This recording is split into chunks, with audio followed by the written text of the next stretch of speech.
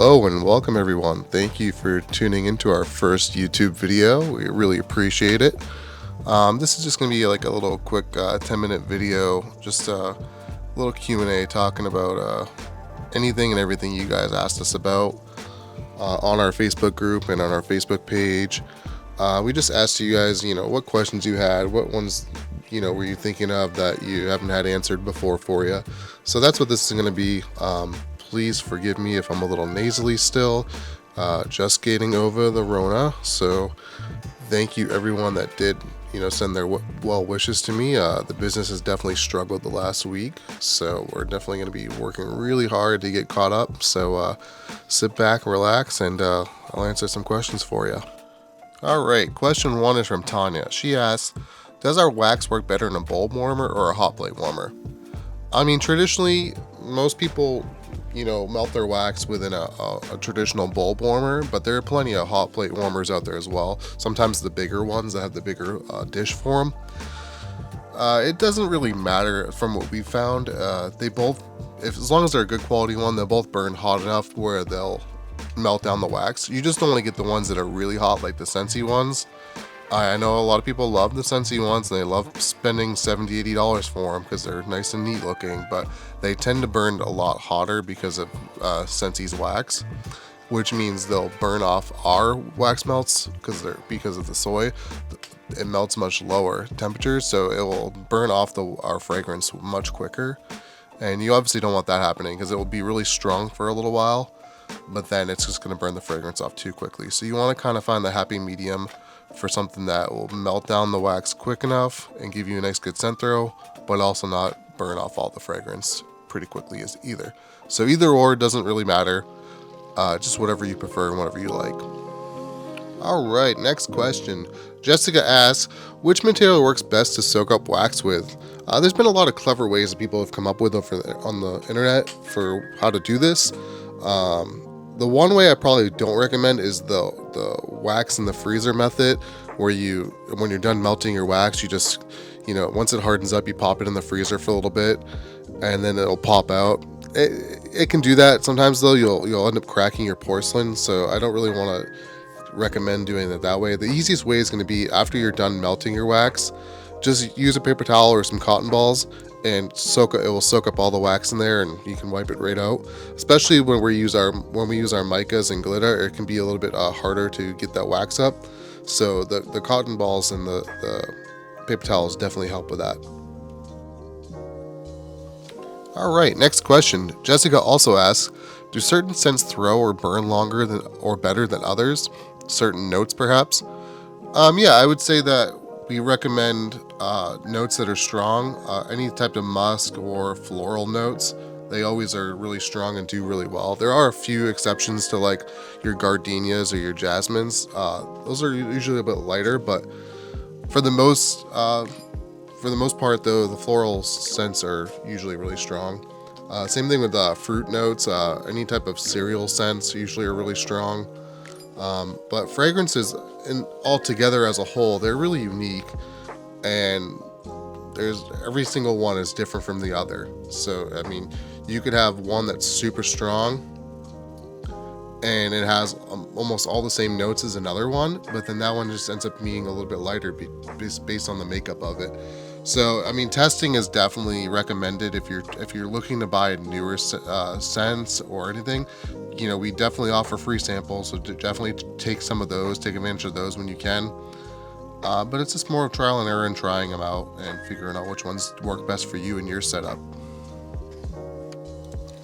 All right, Jessica also asks, do some customers actually pour melted wax back into clamshells to save longevity? Does this help keep the smell longer? I mean, in theory, it does, but we don't recommend it. It's just not worth the hassle of actually doing it. If you put 1 to 3 cubes into your melter, it's gonna last you, the whole day, and then some. We've had people say that 1 or 2 cubes last 3 or 4 or 5 days. It all depends on the melter. It all depends how long you melt it for.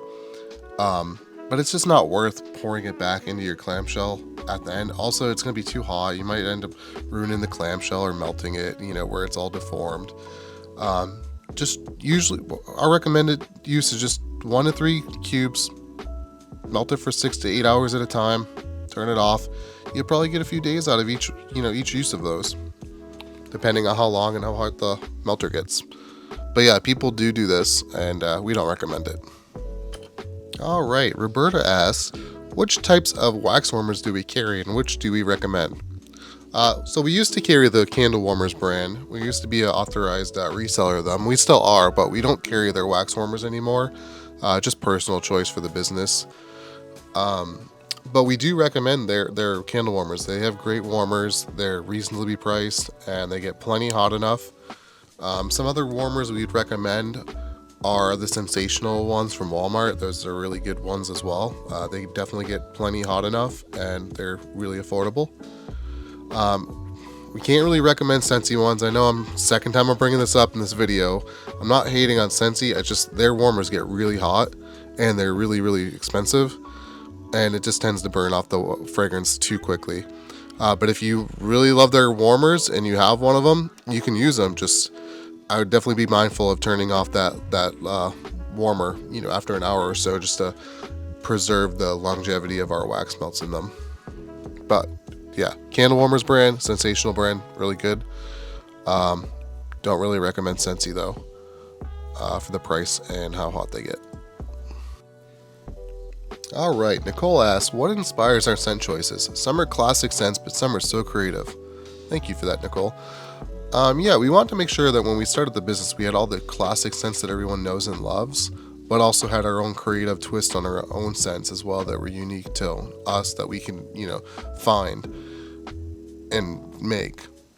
And so part of that process is blending scents together that you wouldn't normally put together, and just seeing if it works. And we do that constantly just to try to come up with new things.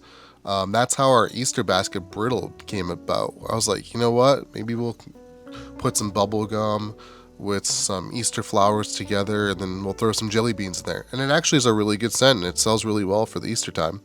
So it's just more so just blending scents together and seeing what works and what would smell really good and what if customers would love it. And that's how we do it.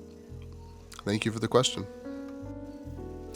All right, Nicole also asks, would we consider custom scent order requests or suggestions for future scents?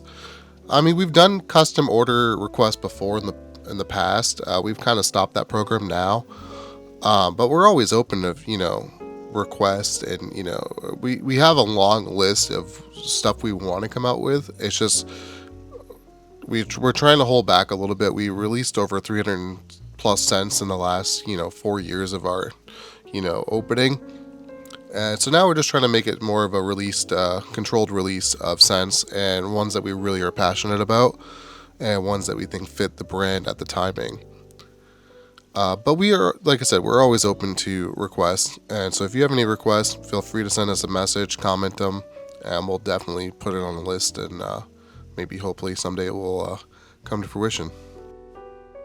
All right, Cami asks, do we offer physical gift cards for holiday gifting? We don't at the moment, but we are working on it very extensively to try to get it for this holiday season, probably for the end of November, early December. We're trying to have them ready for. Just something that we can't really commit to right now, but we're working on it. We're hopefully really close to getting them, but we'll definitely keep everyone updated on the status of those. But in the meantime, you can buy gift cards for your friends and family on our website, and they'll be electronically delivered. They'll go to your email, or you can put a friend's email in there. But if you don't want them to be notified right away, I definitely would suggest having it sent to your email, and then you can just forward it to them for them to use.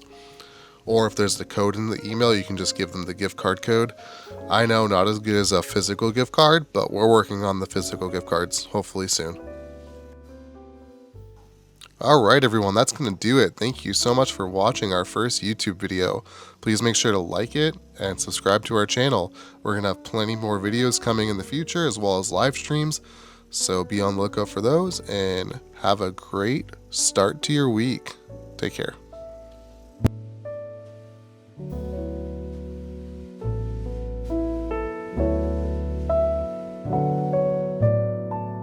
you.